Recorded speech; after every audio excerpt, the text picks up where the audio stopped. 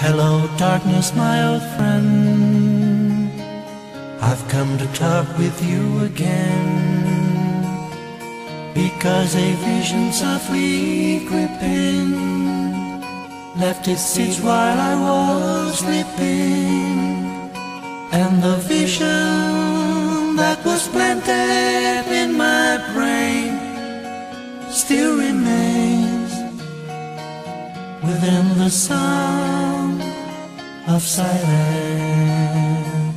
In restless dreams I walked alone, narrow streets of cobblestone, neath a hill of a street lamp. I turned my collar to the cold and damp, when my eyes were stabbed by the flash of a neon light that split the night and touched the sound of silence. And in the naked light I saw 10,000 people, maybe more,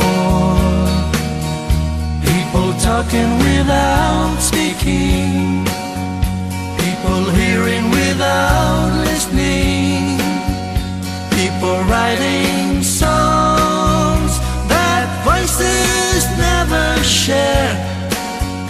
No one dare disturb the sound of silence. Fool, said I, you do not know, silence like a cancer grows.